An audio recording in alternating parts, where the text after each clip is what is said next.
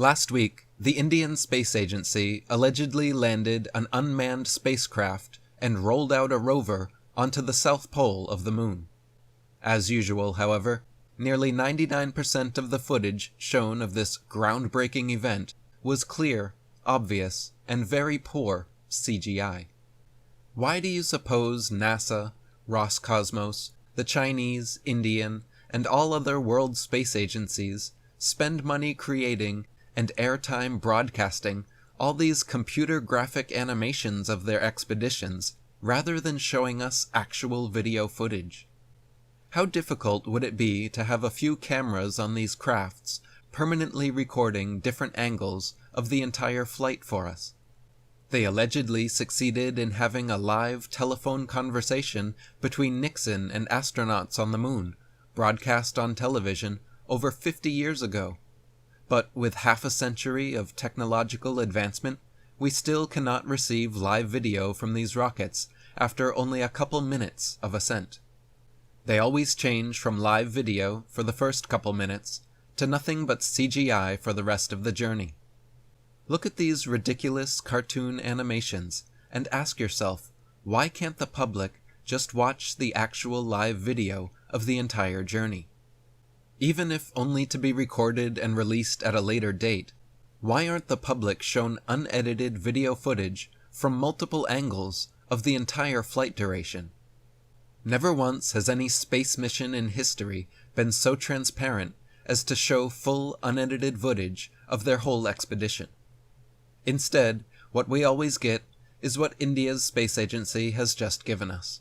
A bunch of grown men and women fervently yelling and applauding over pre-made cartoons broadcast as live video.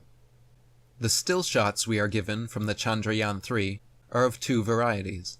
First, we have the overly produced, clearly photoshopped, full-color propaganda pieces, like these, which are shown repeatedly alongside claims of India's successful moon landing, without making it explicitly clear that these images were all created by artists long before the mission even started. The second type of still shot we are given are poor quality black and white shots of dirt and a dark background, claimed to be taken on the moon, but are impossible to differentiate from a sandlot or movie set on Earth. Likewise, the short clips of video footage they tease the public with as being authentic are simply 15-second videos of some lander legs approaching a gray background and the rover rolling down a ramp onto some dirt somewhere. Look at the terrible frame rate and artificial appearance of the supposed moon. What bit of this footage proves that India has actually landed on the moon? What about these clips and images is supposed to silence skeptics and convince critical thinkers that this wasn't filmed here on Earth?